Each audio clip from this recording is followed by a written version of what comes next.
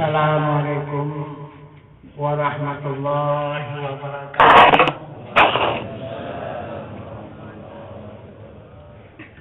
Bismillahirrahmanirrahim.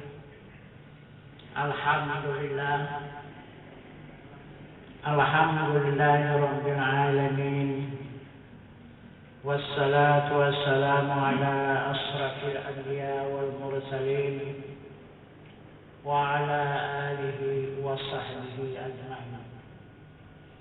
Asyhadu an la ilaha illallah wahdahu la syarika lah wa asyhadu anna Muhammadan abduhu wa rasuluh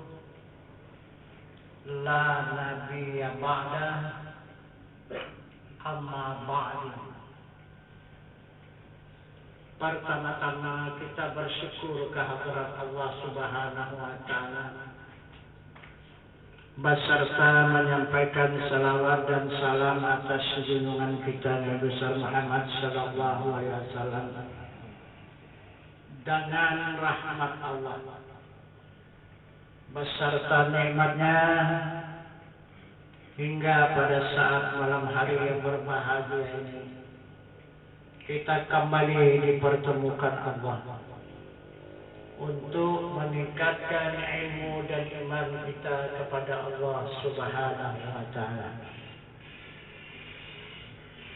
Yang mana Allah Subhanahu wa taala telah memberikan petunjuk dan senantiasa memberikan peringatan kepada kita hamba-Nya dengan petunjuknya yang berbunyi Bismillahirrahmanirrahim.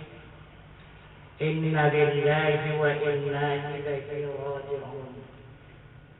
Maksudnya sesungguhnya asal daripada Allah, kembali kepada Allah.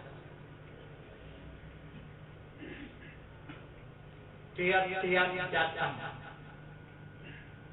pasti ada jalan. Apalagi kembali. Kalau tidak ada jalan, tidak akan mungkin. Tidak akan mungkin disebut kembali kalau tidak ada jalan. Jadi maksud daripada kembali ini dia menunjukkan jalan. Siapa yang mengetahui jalan selamat, siapa yang tidak mengetahui jalan kiamat, itu dua saja. Itulah yang akan kita hadap ke depan. Selamat atau kiamat. Dua saja. Yang mengetahui jalan selamat, tidak mengetahui jalan kiamat. Jadi yang mengetahui jalan itu dia tidak bertemu dengan hari kiamat itu.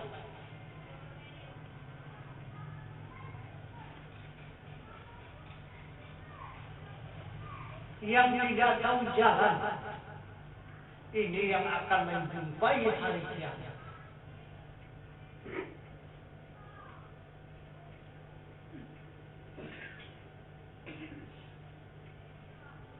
Mana jalan yang akan kita tempuh untuk menuju kepada asal kita? Asal itulah disebut negeri yang kekal ataupun abadi, yang tidak lagi berpindah selama-lamanya.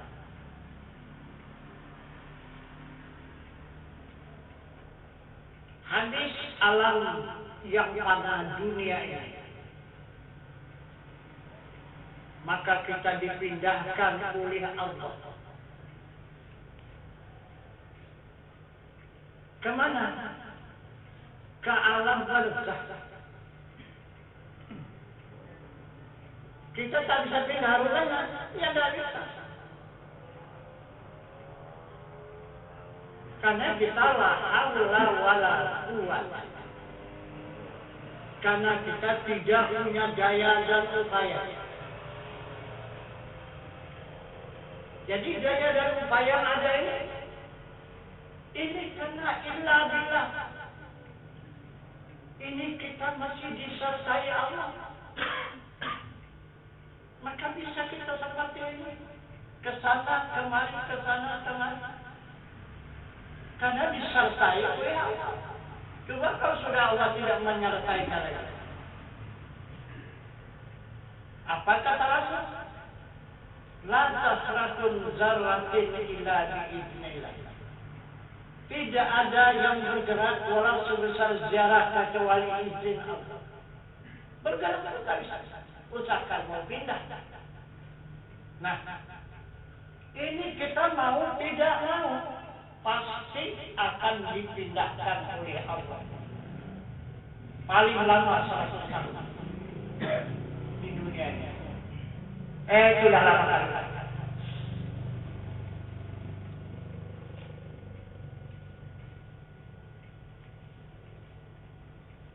Kemana pindah pertama? Di alam barzakh. Udah tahu alam barzakh?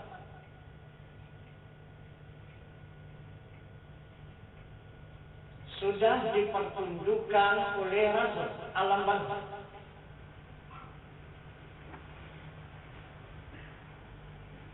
Apabila kita tidak mengetahui, tidak dipertunjukkan oleh Rasul, dari situ kita sudah mulai sesat. Dari situ kita sudah mulai kiamat. Kiamat itu adalah mendapatkan azab. Bahasa kita kesakitan yang luar biasa. Allah mengatakan walahu ma'azabun azim. Nanti akan aku datangkan azab yang bersangat. Berapa lama di alam barzakh ini? Ribuan tahun. Berapa kali lipat dunianya? 1000 tahun saja. Berapa kali lipat? 10 kali lipat. Baru 1000 tahun. Jadi 100 kali lipat 1000 tahun. Macam mana lah lamanya?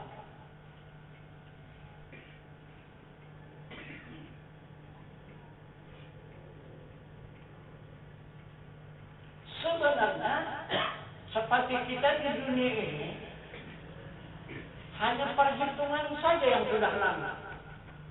Sekian puluh tahun, sekian puluh tahun, sekian puluh tahun.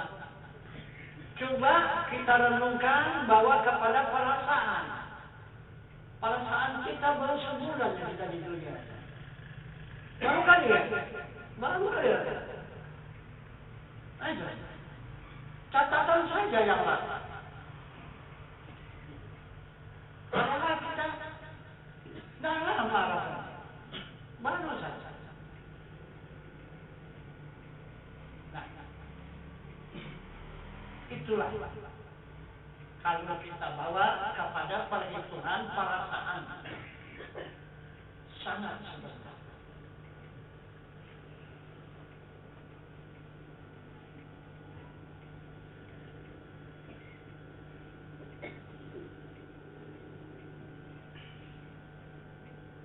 Jadi yang sebentar itu adalah perhitungan akhirat. Menurut keterangan Nabi Adam alaihissalam menyatakan kepada anak cucunya. Yang pertama dia ditanya oleh para malaikat. Wahai Adam, berapa lama kamu di dalam surga? Adam menjawab, 1,5 hari. Sedangkan malaikat menghitung Adam meninggalkan dunia ini, dipindahkan Allah ke dalam surga sudah 500 tahun. Jadi berarti satu hari di akhirat 1000 tahun dunia ini. Nah itu perhitungannya. Itu dari Adam alaihissalam.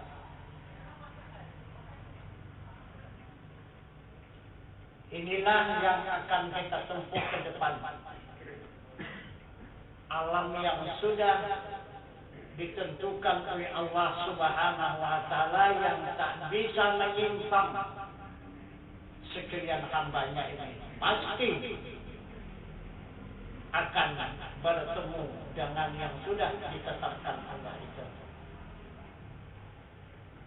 Yang kedua,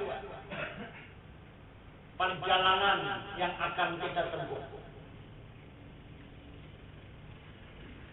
adalah alam yaumil mahsyar. Alam yaumil mahsyar ini tempat perhimpunan seluruh hamba Allah yang ada di muka bumi ini.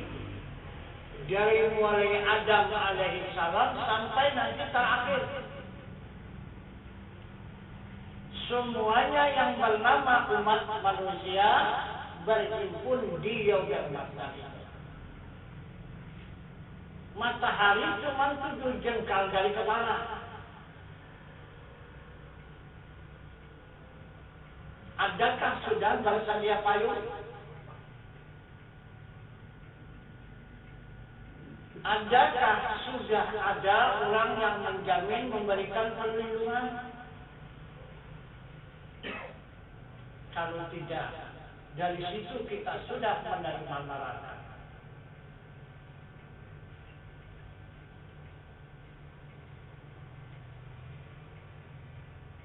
Berapa lama? Juga ribuan tahun. Jadi di yaumil mahsyar kita berbaris-baris. Nah, dinamakan oleh Al-Quran bersak-sak, kata Allah ya. Jadi berbaris-baris. Jadi barisan itu tebalnya saja kalau dijalani perjalanan 500 tahun dan panjangnya perjalanan 500 tahun itu satu barisan. Itulah himpunan umat dan hamba Allah di yaumil mahsyar.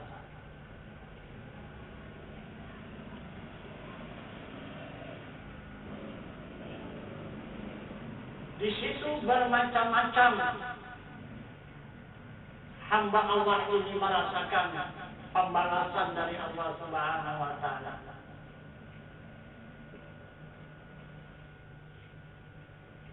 Ada yang keringatnya itu karena panasnya semata kaki terendam daripada air keringat itu. Ada yang selutut, ada yang sepinggang, ada yang sedada, ada yang berenang di lautan keringat itu. Bermacam-macam yang dirasakan oleh umat, oleh hamba Allah salah satu yaumil mahsyar. Cuman hanya satu gulungan, satu sab saja yang ada di bawah payung yang tidak kena terik matahari itu. Siapa yang punya payung? Adalah Nabi kita Muhammad sallallahu alaihi wasallam. Itu yang disebut dengan pandi-pandi, payung Rasulullah. Itulah yang terjamin tidak kena panas. Itulah yang terjamin tidak mendapatkan keluh kesah dan kesengsaraan. Aman dan tentram di bawah payung itu. Nah, inilah satu gulungan umat yang tidak lagi masuk ke al-mizan hadirabul jalil, yang tidak diadili dosa dan pahala.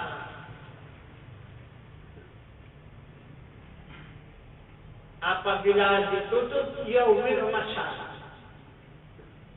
maka payung itu pun ditutup, tempat perlindungan umat yang berdosa, maka Allah Subhanahu wa Ta'ala mempersilakan langsung masuk ke dalam surga yang dimaksud oleh Allah dakhalal jannah.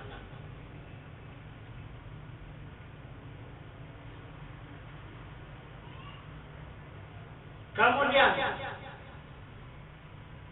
perjalanan yang ketiga tembuslah di Al-Mizan Kabirah Jalil. Di sanalah kita berhisab, diperhitungkan oleh Allah Subhanahu wa Ta'ala sesuai dengan laporan malaikat. Sekarang malaikat itu tetap kiri dan kanan.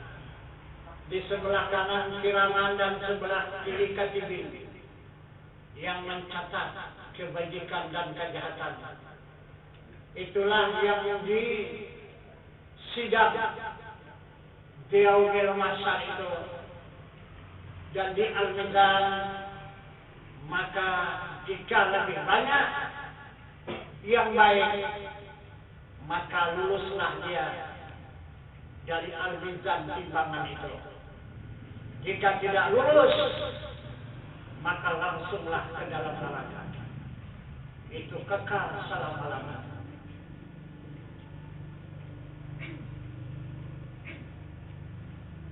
Kemudian habis Al-Mizan ribuan tahun, masuk lagi ke titian Shiratal Mustaqim. Titik itu seperti rambut di belah ujung, liarnya seperti kilat, tajamnya seperti mata pedang. Perjalanan menaik 500 tahun, perjalanan merata 500 tahun, dan menurun 500 tahun, 1500 tahun di titian Shiratal Mustaqim. Inilah yang menang bertimbang di Al-Mizan kedua berjalian. Nah, ini bermacam-macam menyebar di titian Shiratal Mustaqim ini. Ada asal berpijak, saya kata itu terus boom, langsung masuk. Neraka terus 7 neraka bersusun ke bawah. Nah itu. Dari mulai neraka Hafazah, neraka Zalma, neraka Sa'ir, itu neraka Syakir, sehingga sampai yang ke-7 Hamiyah. Yang paling atas adalah neraka Jahannam namanya. Itu yang paling atas, yang paling enteng hukumannya Jahannam. Neraka Jahannam. Di mana neraka Jahannam? Ini dunia. Kita banyak umat manusia tidak sadar bahwa kita duduk di dunia ini adalah di dalam neraka. Ini neraka. Ini neraka Jahannam dunia. Ini yang ke-7, dikira ke-7 paling atas paling tinggi. Kalau yang ke bawah dia Hamiyah, itu yang suruh jadi neraka. Nah, sedangkan di Jahannam ini saja pun tidak tanggung, kita merasakan azabnya. Ada. Banyak kita tidak sadar. Bahasa kita ini sekarang duduk di dalam neraka. Bahkan ada yang mau kekal hidup selama-lamanya di dalam neraka ini. Tak mau pulang kan? Tak mau mati. Padahal di neraka. Nah itu yang dikatakan oleh Nabi, ad-dunya sihjul mu'minin wal jannatul kafirin. Dunia ini neraka bagi orang yang beriman, surga bagi orang kafir. Ini orang kafir, senang-senang orang kafir di sini. Itu maka kita jangan iri hati kepada orang kafir. Jangan kita mengkhianat kepada orang kafir. Dia memang disediakan Allah inilah tempatnya. Inilah senang-senangnya. Surganya di sini. Di akhirat tidak akan jumpa lagi. Silakan ada mau 100, 200 tingkat gedungnya silakan. Dibenarkan saja oleh Allah. Tapi kalau kita tidak kasihnya. Tidak boleh kata Allah. Hambaku yang beriman, harta kekayaan yang melimpah di dunia ini. Apalah artinya aku berikan hanya sebentar. Hanya 1 jam saja ke umur 100 tahun menerima kekayaan. Sudah itu olahraga. Nah, sekarang contoh. Ada mau dikasih orang 100 tingkat gedung. Siapa mau terima? Lengkap dengan isinya. Apa saja diminta isinya. Tapi umur 1 jam aja. Ada yang mana? Ada. Coba. Lihat mahalnya umur yang ada pada kita. Umur yang sisa yang ada pada kita itu lihat mahal. 1 jam saja ditukar dengan 100 tingkat gedung tak mampu. Coba. Kurang mahal. Hidup yang kita terima di dunia ini walaupun mahal. Ini disediakan Allah. Dunia ini adalah negara tempat kediaman syaitan dan iblis. Nah, jadi siapa-siapa yang mengikut syaitan dan iblis itu orang kafir.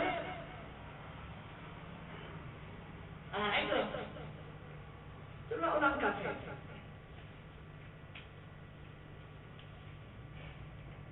Karena dia terdahulu dijadikan oleh Allah Subhanahu wa taala dunia ini. Sesudah dijadikannya dunia ini, kemudian barulah diisinya dengan para malaikat. Selama 2000 tahun malaikat itu yang dipimpin satu kerajaan. Kerajaannya bernama Kerajaan Azazil. Itulah rajanya yang memimpin selama 2000 tahun. Kemudian diciptakan Allah Adam alaihissalam. Di sini numpang di tempat benua syaitan dan iblis. Itulah Adam dijadikan oleh Allah Subhanahu wa taala. Cuma untuk sementara aja ya, numpang. Untuk menampaknya itu menjadikan lembaga itu. Sudah itu diangkat Allah ke dalam surga. Nah itu. Jadi ditempatkan di dalam surga. Adam alaihissalam. Baru 1/2 hari datang Azazil mengganggunya. Menipu dan merayunya. Siapa yang ditipu oleh Azazil adalah istrinya yang bernama Siti Hawa. Itu. Maka tertipulah Siti Hawa itu. Uli bujuk rayu setan dan iblis. Maka dia melanggar peraturan di dalam surga itu, memakan buah kayu larangan yang sangat dilarang oleh Allah, yang disebut dengan kayu khuldi. Dengan sebab itulah Allah Subhanahu wa taala menghukum Adam dan Siti Hawa alaihissalam ke dalam neraka. Mana nerakanya ini? Dicampur kembali dengan setan dan iblis. Maka sangat biasa setan dan iblis itu mengintai dan mengintip, mengganggu, merayu dan menipu Siti Hawa. Itu. Karena itulah yang menjadi hukuman. Maka masuklah kita sekarang lahir di dalam neraka. Kita pikir sudah. Dunia ini rupanya kita lahir di dalam neraka. apakah kita selama-lamanya mau dalam neraka ini?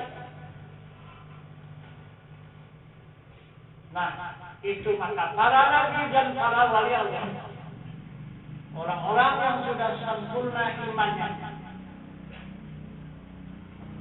dia tidak kerasa di muka bumi ini. Dia mau cepat-cepat pulang.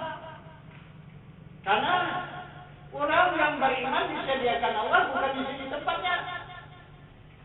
Ini adalah tempat syaitan dan iblis kita menumpang. Itu. Jadi tidak akan mungkin selamanya kita berada di negara tumpangan. Kita berada hidup di negara orang. Apapun tak bisa kita lakukan. Asal sedikit aja kita berbuat sudah. Dilibas oleh yang punya negara itu. Ini negara syaitan dan iblis dunia ini. Tapi banyak kita masih belum menyadari ini. Itu. Mau selamanya kita di muka bumi ini. Tidak mau kita menjadi jalan keluar. Dan tidak mau mempelajari jalan. Bagaimana untuk meninggalkan dunia ini nanti. Supaya bisa selamat. Jadi keluar pun kita meninggalkan dunia itu tidak selamat. Apa pula artinya? Tidak juga ada artinya kalau tidak selamat. Nah.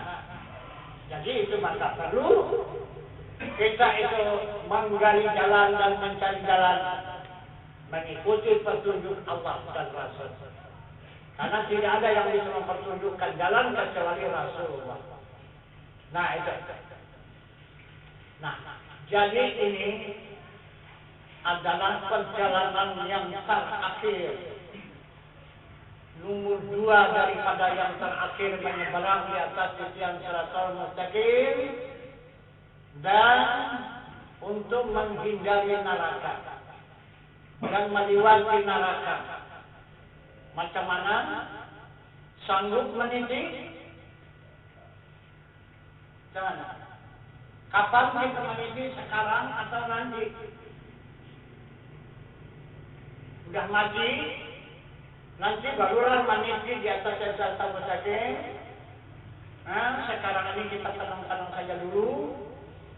Apakah kita sekarang ini untuk menyeberangi titian Shiratal Mustaqim ini yang sudah dipastikan oleh Allah, yang tak bisa dibantah oleh siapapun seluruh hamba Allah. Kalian bisa membantah, pasti akan menjalani itu. Macam mana? Yang mana kita pilih? Jalan sekarang apa jalan nanti? Sekarang sanggup? Sanggup neraka? Tapi yang tahan sama neraka. Semana mau berjalan?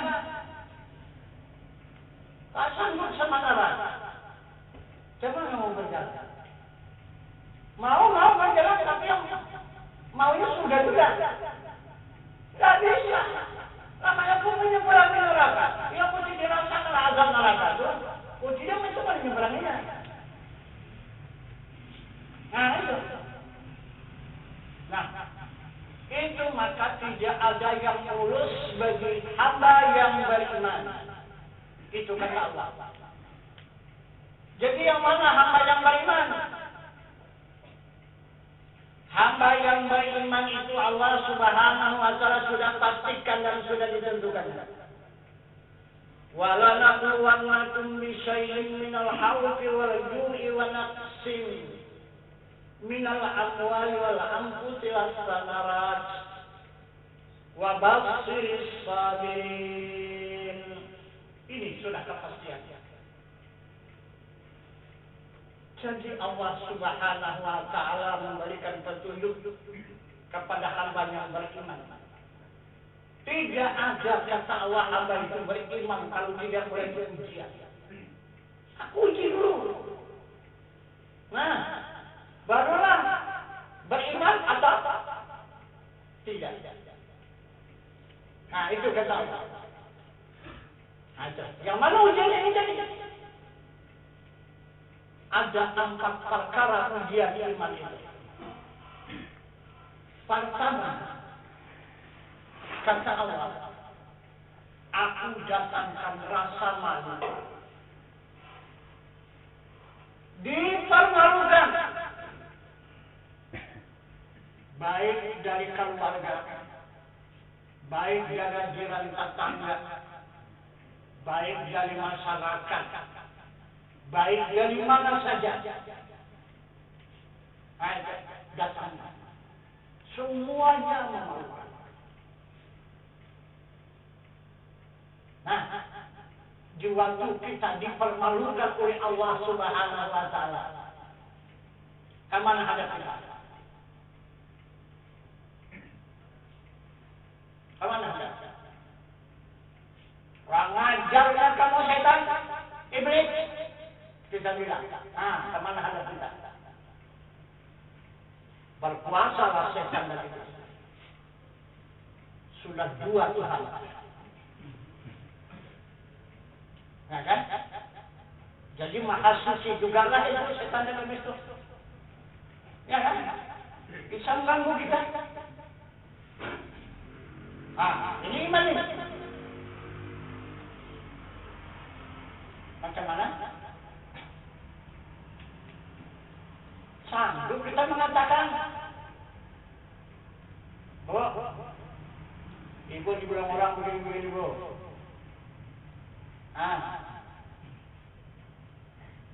Macam mana jawab kita? Alhamdulillah, Allah bilang aku gitu, aku terima. Bisa. Payah kali. Aku kurang lancar. Mandi. Agak. Coba ini. Cuma kasih bilang susah. Maka kata Allah itu aku. Aku permalukan. Itu.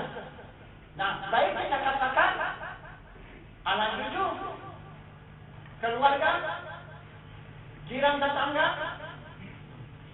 masyarakat. Siapa itu? Siapa itu? Coba. Kalaupun kita nabi siapa itu? Maka tahu kita lah Allah.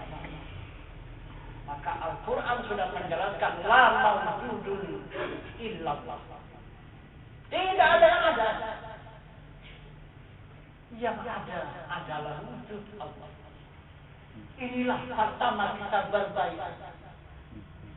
Pertama modal kita untuk menyerahkan diri kepada Tuhan yang tiada mati.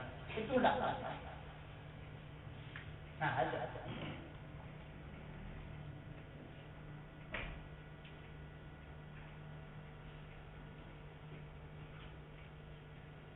Jadi, pepatah mengatakan,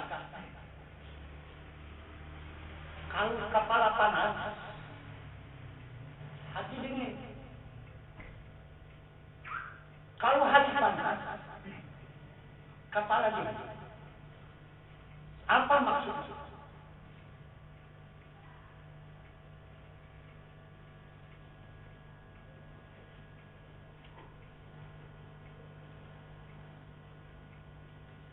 Apa maksud pepatah orang tua itu? Itulah kita menerima sesuatu.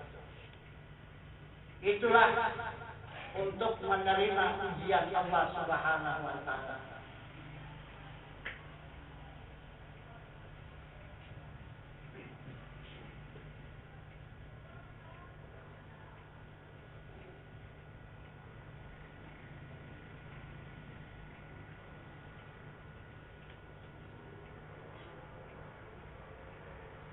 Jadi apabila Allah mendatangkan yang buruk, maka kita terimalah jangan Masya Allah. Kalau Allah mendatangkan yang baik di hadapan kita, maka kita terimalah jangan Alhamdulillah.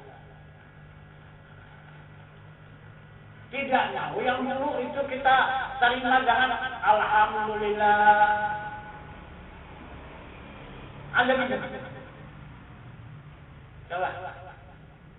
Udah lumat kita dimaki-maki orang, alhamdulillah kita bilang. Sanggup itu. Hah? Tak sanggup. Itu tak cucu. Tak cucunya. Nah, ini ujian. Yang kedua, kata Allah, aku datangkan rasa ketakutan. Nah, ada. Tidak tahu. Itu siapa yang menakutkan? Ada yang berbentuk, ada yang tidak berbentuk, ada yang berwujud, ada yang tidak berwujud. Tapi kita rasa ketakutan. Kemanapun berlindung itu tidak ada rasanya perlindungan. Nah, itulah ujian iman terhadap kepada Allah. Jadi kalau kita kembalikan itu kepada Allah, nah baru reda dia, baru mendapat obat dan perlindungan. Tapi apabila kita bawa gelisah dan keukes, kemana-mana kita berhadap, kemana-mana kita menuduh dan sebagainya, bahkan bertambah rasa ketakutan. Ini dua. Yang ketiga, Allah mendatangkan dikurangi makan dan pakai dan tidak berbuah-buahan. Nah itu. Sial betul lah. Salin awak tak berbuah kali ini. Macam mana? Datang satu lagi, memang betul-betul sial. Aku pun dalam pagi tak berhasil. Tuhan, siapa yang tenang itu? Itu. Maksud Allah bukan karena sawit, bukan karena padi kamu makan. Itu maksud Allah. Aku yang kamu bagi makan kamu. Aku yang menjajakan, aku yang mengajarkan, aku yang menjajakan, aku yang menghidupkan, aku yang mematikan, aku yang memberi rezeki. Dan aku menunjukkan jalan yang benar. Itu kata Allah. Dia mau itu maksudnya. Supaya kita kembali ke sana. Ini kalau di bubung aja ini, buahnya ini, lihat tak ada kan sama aku ini. Kasar itu aja, ke padi itu saja, ke jagung itu aja, ke kacang itu saja, adanya. Nah, akal hatinya itu. Itu kata Allah, biar wajar hatinya teman-teman. Supaya dia balik menghadap kepada Tuhan. Nah, kurangnya. Lalu ibu, ya Allah, berikanlah kami ini keberkatan. Kan mulai mendekati Allah. Jadi Allah hati saya pun jadi. Menghadap kepada Allah itu udah diterima, apalagi jiwa kita. Itu. Nih. Yang kedua, yang ketiga, yang keempat, musibah. Ini. Bisa diri menepuk-nepuk dada, bisa mencabut-cabut rambut, menyesal, tidak ikhlas, dan sebagainya. Nah, bagaimana kita berpisah selama-lamanya, di mana kita akan bertemu lagi, tidak akan mungkin kita bertemu lagi. Berpisah antara kekasih dengan kekasih, orang tua dengan anak, anak dengan orang tua, istri dengan suami, suami dengan istri.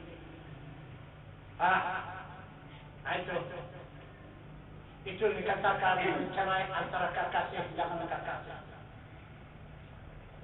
Tapi kalau anak meninggalkan orang tua, ya masih dapatlah kita itu membawa kesabaran itu masih dengan tenang. Kemudian orang tua juga meninggalkan kita, juga lambat laun dapat juga kita mengikhlaskan. Dan begitu juga saudara meninggalkan kita, walaupun bagaimana kasih sayangnya, ya berangsur-angsur dapat kita mengobatinya kesedihan hati kita itu karena bercerai kekasih dan kekasih. Tapi yang lebih parah kalau ditinggalkan istri. Ya Allah, kalau itu tak berasa lagi dulu.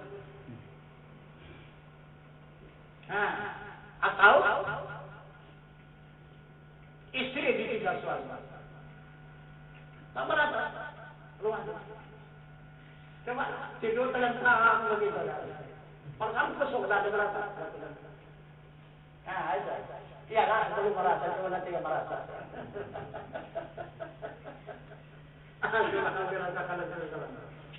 Tidak. Begitulah Allah Subhanahu wa Ta'ala memberikan hubungan sesama hamba Allah itu. Coba anak dengan orang tua dengan anak, saudara dengan saudara. Nah itu.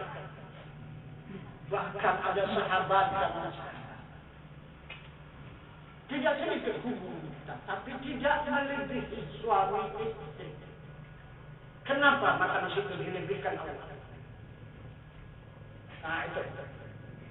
Itu maka ada di situ rahasia Allah yang tidak dapat diketahui oleh hamba.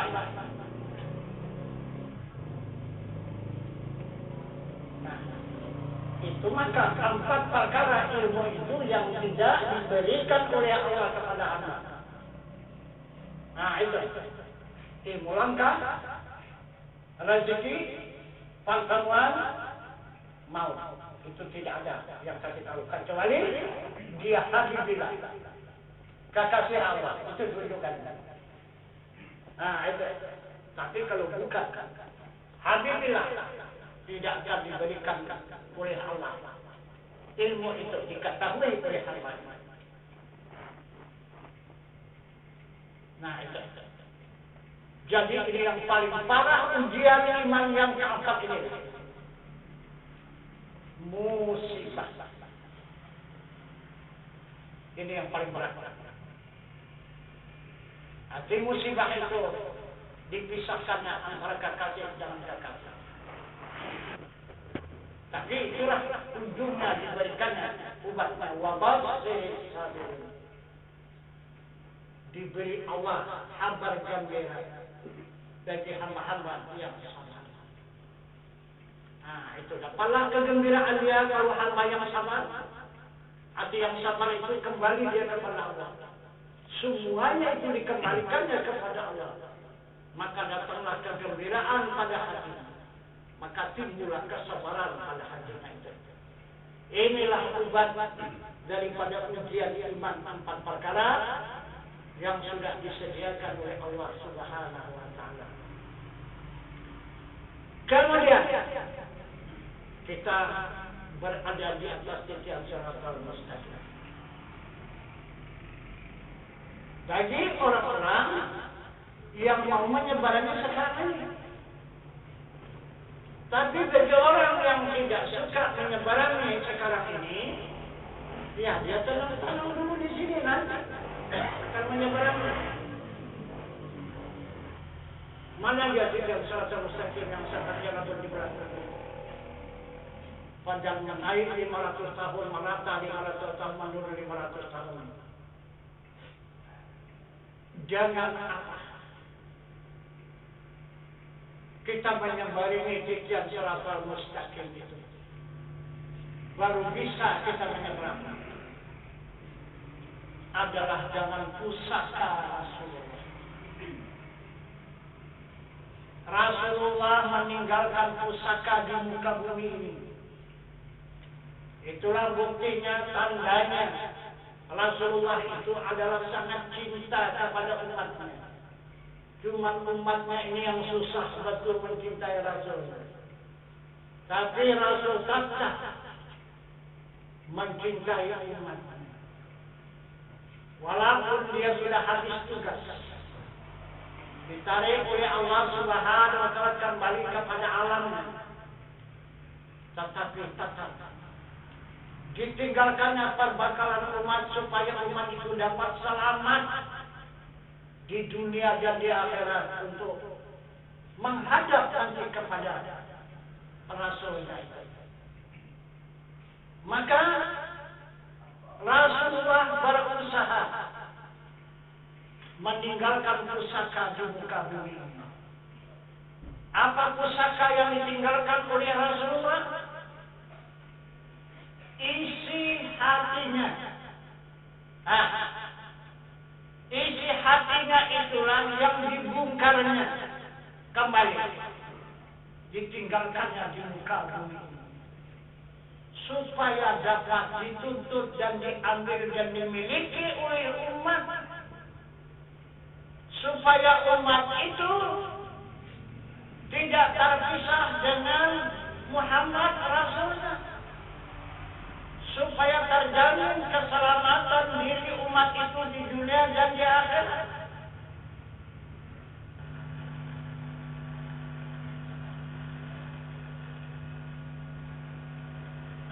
Apa itu? Pusaka yang ditinggalkan oleh Rasulullah di muka bumi ini adalah hasil dia berbedah. Di waktu dia berbedah, mengikhlaskan dadanya itu diserahkannya kepada malaikat Jibril. Sesudah dibedah oleh malaikat Jibril, kemudian dicuci dengan air zam-zam dengan 3 kali pencucian. Barulah malaikat Jibril menyediakan isinya. Isi kalbu Nabi. Itulah ada 3 buah bejana yang ada di dalam surga. Bejana itu adalah benda yang sangat dicintai oleh Allah.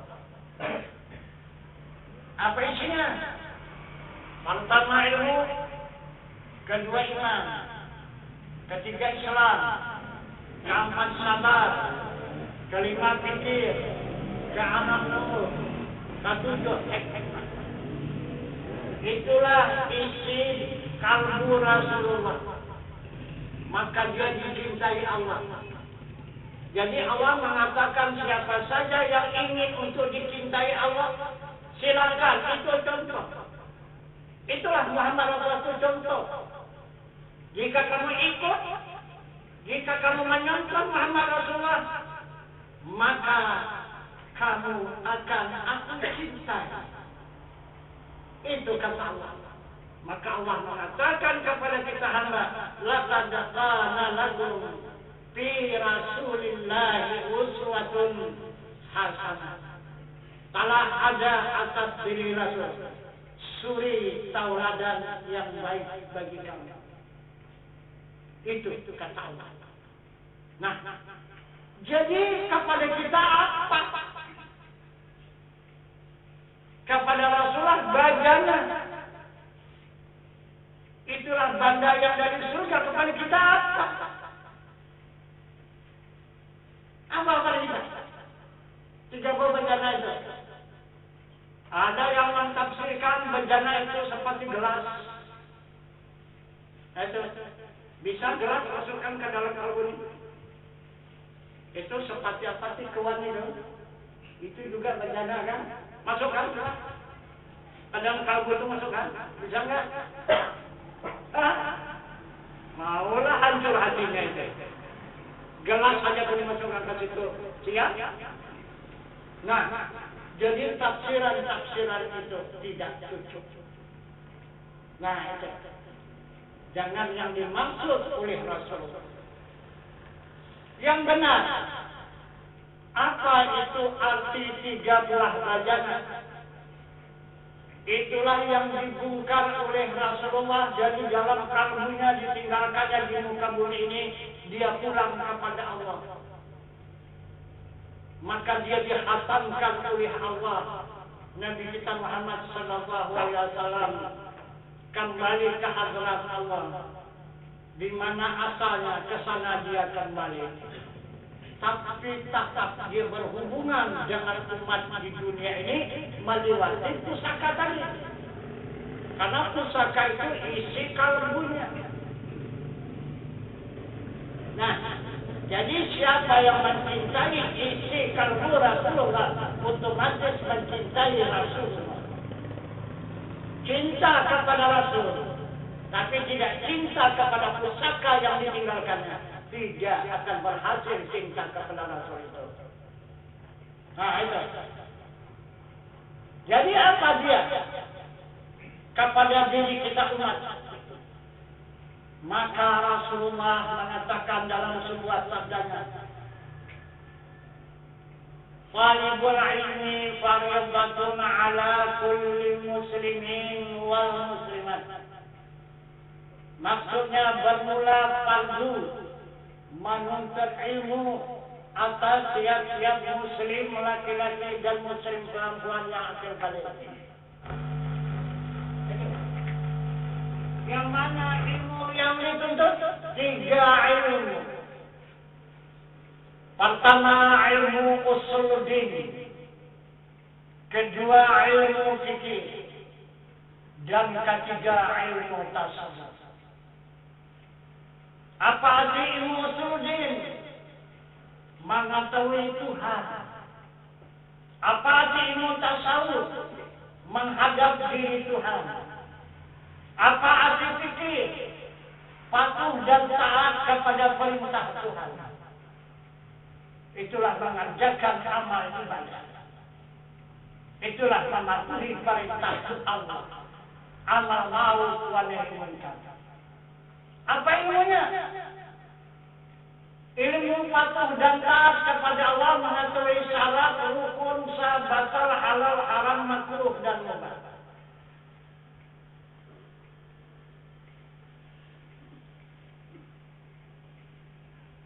Ilmu usul ini, apa sih ilmu usul? Ilmu usul mengetahui zat Allah, mengetahui sifat Allah, mengetahui asma Allah, mengetahui af'al Allah. Itu ilmu. Yang ketiga ilmu tasawuf. Apa ilmunya? 2. Laduni dan zuhud. Untuk menghadap kepada zat Allah Subhanahu wa Ta'ala yang Maha Suci.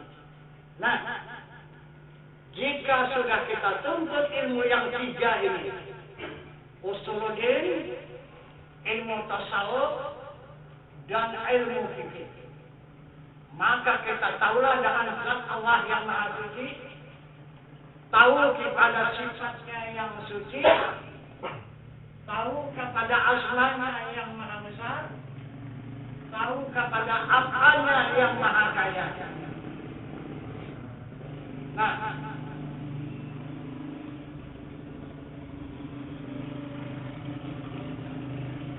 ini ilmu usuluddin. Kemudian yang kedua, ilmu laduni dan ilmu zuhud. Dapat kita menghadap kepada zat Allah Subhanahu wa Ta'ala yang Maha Suci.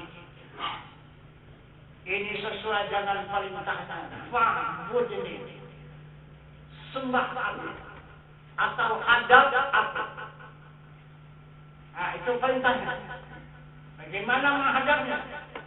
Wa aqimis salata li dzikri. Tegakkan salat, ingat. Nah, af'al Allah, kekayaannya sudah kita ketahui. Asma Allah yang Maha Besar sudah kita ketahui.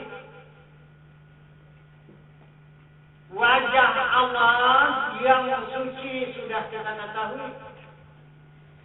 Zatnya yang Maha Suci sudah kita ketahui. Kemudian baru kita patuhi dan kita taati perintahnya. melakukan amal ma'ruf wa nahi munkar, melaksanakan apa yang disuruh dan meninggalkan apa yang dilarang, mulus menyeberang di atas titian siratal mustaqim. Tidak ada yang tergelincir di atas titian siratal mustaqim. Inilah yang dikatakan oleh Rasulullah. Orang yang dijamin oleh Allah, yang lulus dari atas titian siratal mustaqim, menyeberang ke alam baka, mendapatkan surga dari Zat yang Maha Suci. Apa syaratnya? La ilaha illallah wahdah la syarika lah. Itu kata Rasulullah. Jadi sudah benar-benar kita kenal kepada Allah. Kemudian bukan hanya kenal begitu saja, tapi kenalnya itu wahdah. Mengenal kepada keasaannya. Benar dia itu Maha Asa, wahdah. Diri Allah itu. Sesudah dia asa, wahdah, la syarikalah. Tidak ada syarikat lagi. Tidak ada yang mendapati dia, tidak ada yang menyamai dia, tidak ada yang mendampingi dia.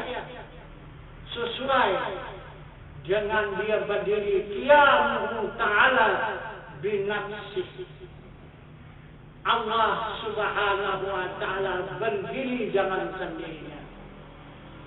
Inilah orang yang sudah lulus di atas titian siratal mustaqim pada saat sekarang ini. Nah, tidak akan berjumpa lagi titian siratal mustaqim itu jika sekarang sudah diseberang. Jadi menyeberangi titian siratal mustaqim itu, maka marata apa menaik 500 tahun itulah usuluddin, marata 500 tahun itulah fikih, dan menurun 500 tahun itu adalah tasawuf. Itulah perjalanan kita mustaqim. Kalau kita jalani ilmu usuluddin, ilmu fikih, dan ilmu tasawuf, maka tidak akan berjumpa dengan titian siratal mustaqim. Karena titian siratal mustaqim sudah kita sebarangi dengan ilmu. Ini ilmu yang menyebarangi. Ilmu yang mengisi di atas titian siratal mustaqim, bukan diri, bukan ruh. Nah, jadi diri kita dan ruh kita ikut dengan ilmu.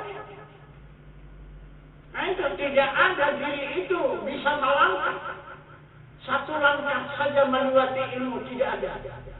Kemana saja diri itu, ruh itu melangkah ikut ilmu.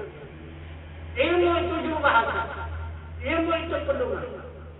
Ilmu itu kendaraan. Ilmu itulah yang menjamin keselamatan. Ilmu. Nah, itu. Kalau amal, bukan dilarang beramal ya, disuruh beramal. Nah, itu. Amal itu membawa kita sesat. Karena di sebalik amal itu apa?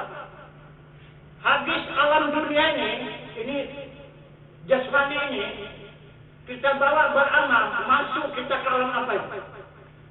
Alam jin yang pertama. Nah itu. Yang kedua baru alam ruh. Yang ketiga alam syaitan. Dia yang keempat alam azazil. 4 alam. Sanggupkah kita menyingkirkan ini tanpa ilmu? Itu maka sudah dijamin oleh Rasulullah. Orang-orang yang hanya beramal tanpa ilmu sesat yang sangat. Wal amalu bila amalin dalalun sadid. Beramal tiada berilmu sesat yang sangat. Kenapa mesti itu kita kejar? Pekerjaan yang sesat kata Rasulullah. Percaya tidak dengan Rasulullah. Yakin apa tidak? Beriman apa dengan Rasul? Kalau beriman jangan coba-coba mendahulukan amal daripada ilmu. Ilmu baru sedikit, amal sudah memuncak kemana-mana. Sesat. Itu kata Rasul. Apa kata Allah?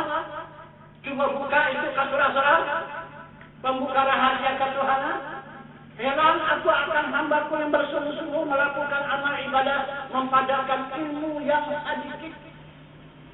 Ilmu yang sedikit sudah bangga kita melakukan amal ibadah.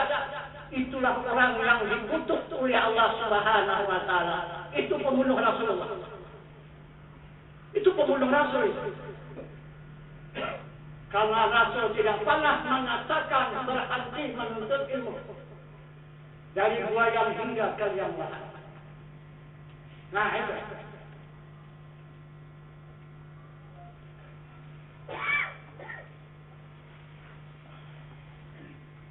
Jadi amal ini, kemana tujuannya? Orang yang beramal yang sudah sempurna imannya. Ini orang beramal. Tidak disuruh oleh Allah beramal orang yang belum beriman. Tak ada. Paling dalam Al-Quran. Dilarang oleh Allah semua. Orang beramal tanpa iman. Ini kita paksakan. Jadi kita belum beriman. Sudah hebat kita beramal. Nah itu. Lihat contoh Tuhan si bersisa 200 tahun. Melakukan amal ibadah.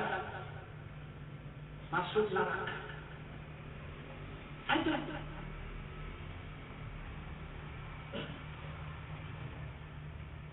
Karena amal ibadah tidak menjadi jaminan kita, coba kita lihat. Keterangan Rasulullah di dalam kitab pembuka rahasia ketuhanan. Duduk. Kata Rasul umatku. Begini, 1 jam. Lebih mulia daripada orang beramal 70 tahun. 1 jam. Kenapa makin kita lembut? Yang 70 tahun kita tinggalkan yang 1 jam. Kenapa?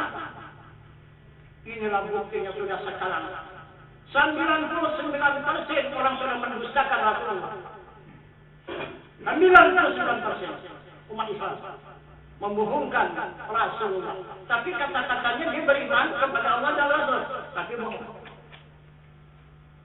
Nah, itu.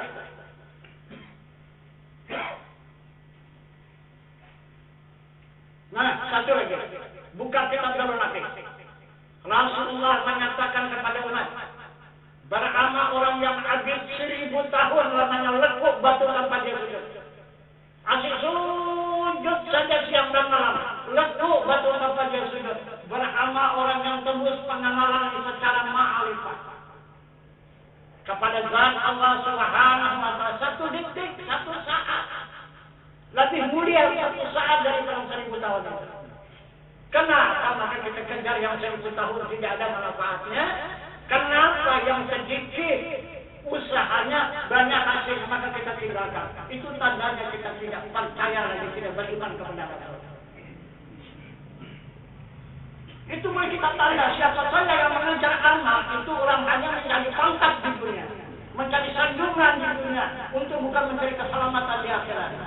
Boleh kita lihat batinnya. Orang-orang yang bersungguh-sungguh melakukan amal ibadah hanya mencari pujian sama manusia, hanya mencari riya, tinggi diri, samaan. Akhirnya jatuh kepada takabur. Itu semua kerja setan semuanya. Jadi kita singkirkan dulu setan. Nggak bisa kita menghadap Tuhan kalau ada setan. Singkirkan dulu setan. Setan innahu lakum aduwwun mubin. Kata Allah, setan itu musuhmu yang amat nyata. Jangan kamu berkawan dengan setan itu. Karena setan itu musuhmu yang amat nyata. Jika kamu berhubungan dengan Allah, singkirkan dulu setan.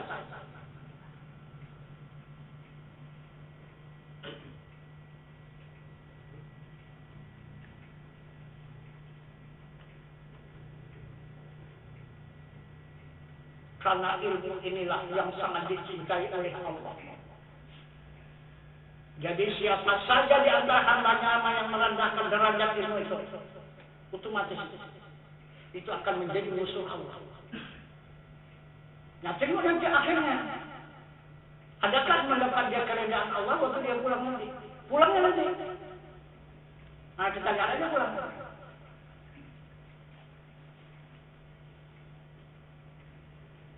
Karena maka saya berani menyampaikan seperti ini, banyak kali sudah yang korban jamaah kita.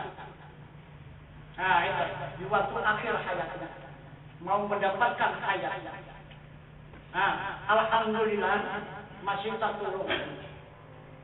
Sanggup dia mengatakan ilmu yang aku pakai dia sesat. Tolonglah sampaikan kepada Tuan Guru, dimaafkanlah, diampunkan segala kesalahan saya. Betul-betullah saya diakui di dalam jamaah Tuan Guru itu, supaya saya dapat kembali dengan yang benar. Banyak sudah kurban jamaah kita seperti itu. Kenapa? Semasa di pengajian begini berani dia keluar. Aku tak ikut lagi lah, tak bantu itu pengajian itu. Hanya cerita malu dulu. Tak ada apanya, rasanya bukan. Jadi selama ini tak ada rasa sebenarnya. Jadi rasa yang dipakai itu rasa apa? Rasa siapa namanya? Ada rasanya namanya?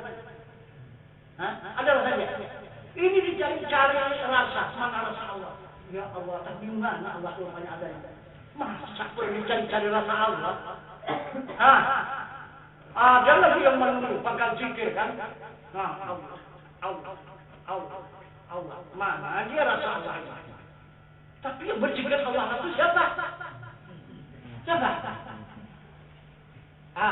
Itulah orang mencarikan di dalam Quran.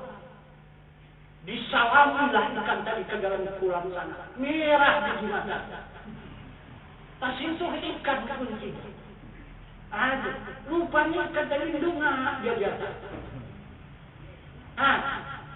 Jadi orang-orang yang mencari Quran lah yang hanya dua ini. Awal merah mata. Udah menggigil kedirinan. Masuk ke dalam Quran sana. Tas itu ikan kunci. Rupanya ikan itu di luar. Saya sudah berjumpa dengan guru Satari. Itu. Tadi, minta izin tuan, kalau dia, boleh, saya tinggal di rumah. Tinggal, mau sampai di mana? Apa yang ada, silakan aja. Itu. Enggak. Enggak juga, gini. Enggak, itu, gini. Lima, hanya Tuan Guru. Ya, ini. Gimana lagi? Sekali lagi.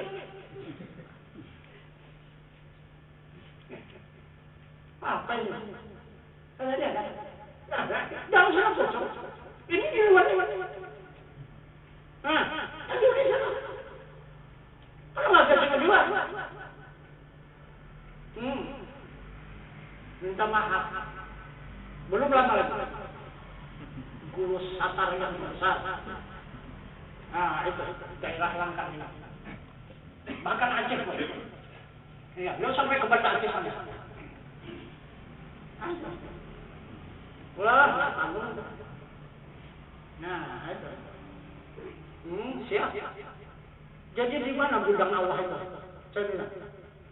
Lah, kenapa tuh tanya begitu? Payah kali itu dia carinya. Itu saya bilang, kok payah kali carinya? Belok sana, belok sini, belok sana, saya jumpa.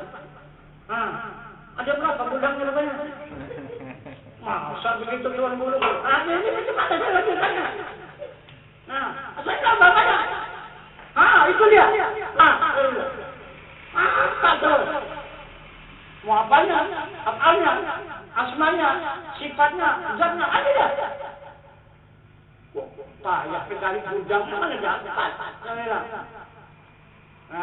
Enggak pernah habis. Pinggir gitu. Silakan. Itu. Coba mana boleh.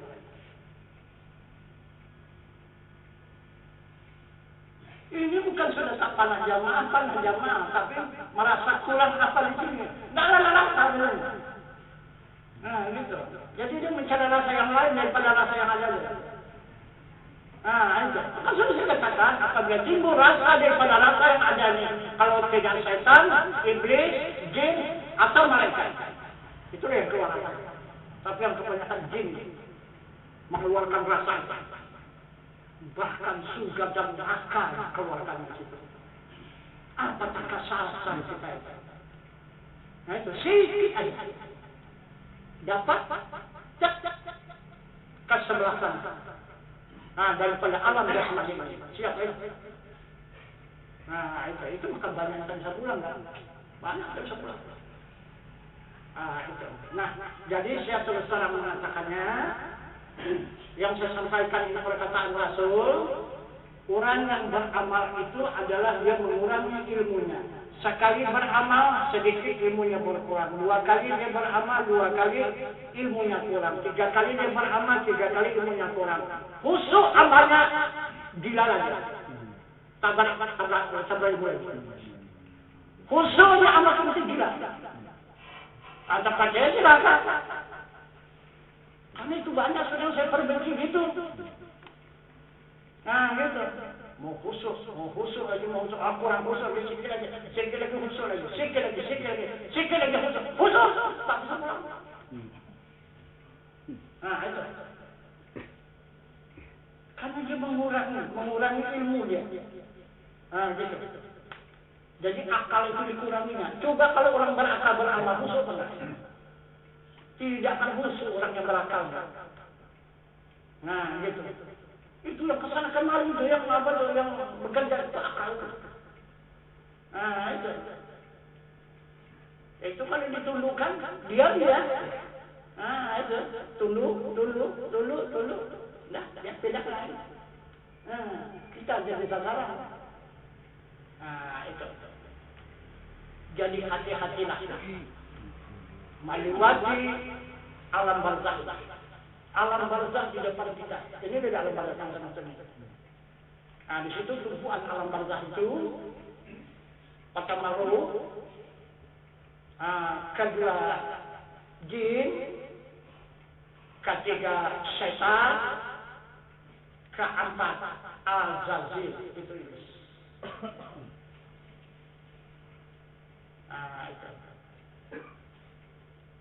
Jadi hadis itu baru kita ke alam baka. Nah itu. Nah jadi itu maka perjalanan kita menuntut ilmu ini yang diperlukan oleh Rasul itu ditinggalkan alam baka. Nah itu dinafikan saja alam itu. Masuk dia ke alam ilmu langsung. Itu maka dari mulai syariat langsung ke hakikat. Tidak ada ketarikan. Nah itu. Tidak ada. Nah, itu tarikatnya pun tarikat ilmu. Tidak tarikat amal. Nah ini kan tarikat yang jangan. Tarikat ini jalan ilmu maksudnya. Nah jadi supaya kita itu tidak tertipu oleh 4 bangsa yang di alam akhirat itu. Itu alam akhirat ini. Nah itu.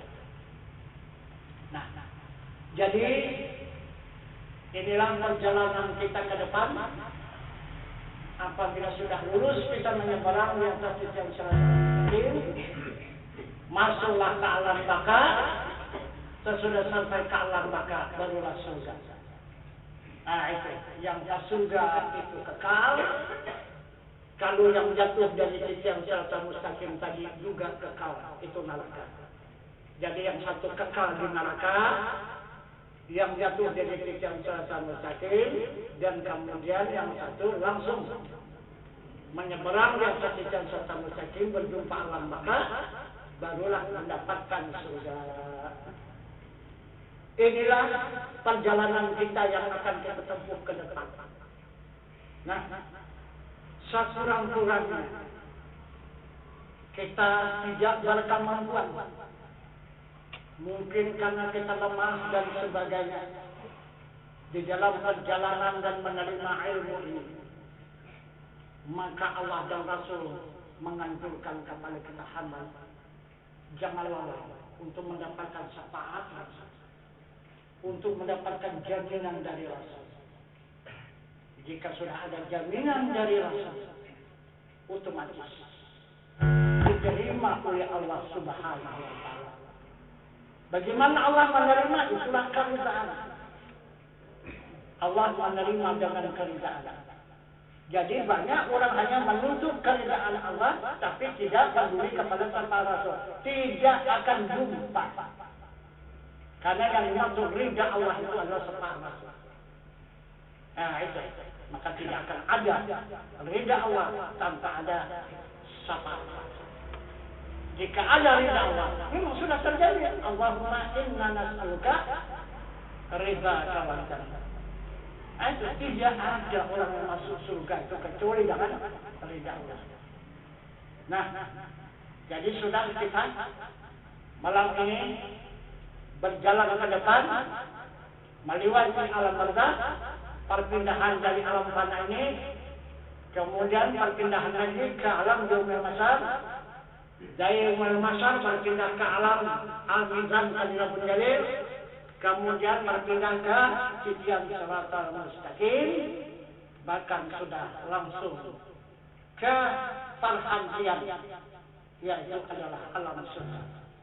Nah, jadi inilah perjalanan ruhani kita yang akan ditempuhnya ke depan. Jadi apabila tidak punya ilmu, maka tidak akan mungkin kita dapat lulus menjalani perjalanan ini. Karena Rasulullah sudah menjamin. Nah itu keselamatan di akhirat itu mesti jangan ilmu. Kalau tidak jangan ilmu, tidak akan mendapatkan keselamatan. Ilmu yang memimpin kita. Nah itu. Jadi jika ilmu ini sudah menjalani lebih dulu, maka diri kita hanya mengikut ilmu. Nah, tidak akan mungkin lagi diri itu tergelincir. Karena ilmu itu sudah memastikan jalan dan memastikan tujuan. Itulah ilmu. Karena ilmu itu adalah habibillah. Ilmu itu adalah kekasih Allah. Jadi kita ikut kembali kepada Allah, ikut kekasihnya. Kira-kira ada menyimpang jalan. Nah, kita pulang ikut hubungan kekasih Allah. Itu. Nah, jadi inilah orang yang sudah menerima pusaka Rasulullah. Yang 3 buah wajana, maka masuklah sudah ke dalam kalbu. Nah, itu. Jadi inilah yang dikatakan Allah uswatun hasanah. Inilah yang menjadi contoh tauladan bagi kamu. Yang baik bagi kamu, kata Allah. Itulah Rasulullah. Nah, itu. Maka termasuklah gulungan orang-orang yang dicintai oleh Allah. Siapa saja yang menyontoh mentauladani Rasulullah, maka dia termasuk gulungan orang yang dicintai Allah.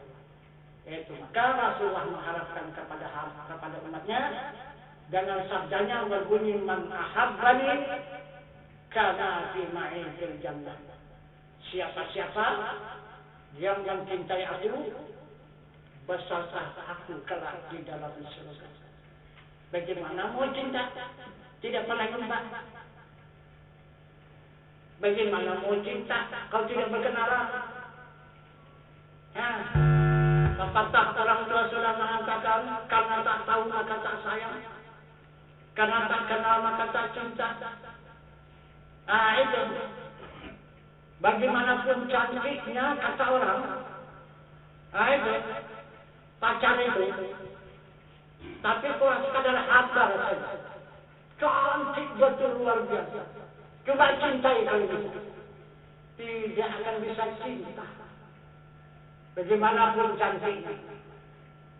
Itu. Tapi walaupun begitu sebetulnya, orang itu yang kita jumpai selalu kan, kenal, jatuh cinta. Jadi bisa itu jadi apa? Jadi permata. Kantang cantiknya. Nah itu. Maka kalau sudah cinta, tak ada orang yang lain yang cantik lagi. Mereka yang dicinta itu paling cantik.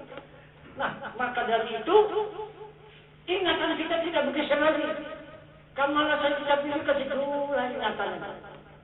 Nah, begitulah contoh kita kepada Allah. Maka Allah mengingatkan kepada kita. Itu. Fa'ayu nama. Walu fasad lawan Allah. Barang kemana hadap kamu, di sana wajah Allah. Nah, jadi yang kita cinta itu wajah Allah. Sama? Udah jumpa sama wajah Allah? Kenal sama wajah Allah? Kalau tidak, mana bisa cinta? Itu. Jadi itulah kejar dulu. Mana wajah Allah? Itu. Kulla syai'in khaliqun ila wajah. Sesuatu itu rusak lagi binasa, kecuali wajahnya yang tidak rusak dan tidak binasa. Kejar dulu. Nah, apabila sudah kita jumpa, biasa, kenal, cinta, otomatis. Cintalah kepada zatnya. Itu. Sehingga menyambung ujungnya di dalam itu kan, wajah aku. Diwajahkan dulu. Diwakaf dulu, kan. Gitu. Itu. Nah, jadi barangkali inilah keterangan pada malam ini tambahan pengajian kita. Wah, itu udah banyak kali ya. Nah, coba pulang. Ya, tapi banyak yang ketinggalan yang jalan gitu. Nah, itu. Kalau jalan pada ketinggalan gitu ya. Sampai rumah tinggal sedikit. Itu. Seperti apa? Itu apa namanya? Kalau kena hujan. Memang tabungannya besar. Nah gitu, ribar. Nah gitu waktu hujan itu. Tapi cuma itu lah.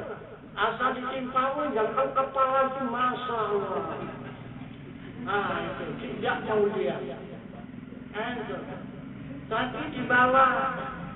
Nah itu, sentuh sikit, jatuh sikit. Nah, bawa lagi ke sana, ke situ sikit. Hilang sikit. Akhir sampai ke rumah tidak ada lagi. Akhirnya padahal 2 jam hari udah. Kan tanggung lamanya. Tapi lumayan ya. Timbang pokok bangun. Ya kan? Pokok bangun ada yang mungkin sedikit pun. Kalau sebelum hujan dia naik pada licor. Wah, luar biasa licornya.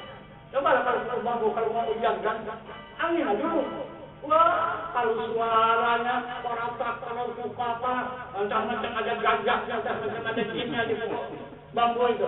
Menunjukkan matahari bakal hujan. Kalau sudah hujan, ya, sebelum hujan. Habis hujan, bersih. Dari atas sampai ke bawah bersih, tidak ada lagi. Nah, itu. Padahal di dalam berubah, kosong. Tidak masuk, kosong. Itu. Rumah belum lagi ya. Ada cikir, sikit. Lumayan. Jadi kita padakan dulu, ya silakan kalau kita sambung lagi untuk khusus. Untuk pertanyaan, supaya dapat kita tingkatkan kembali keterangan yang sudah kita sampaikan. Kita akhiri wabillahi taufiq wal hidayah. Assalamualaikum warahmatullahi wabarakatuh. Waalaikumsalam.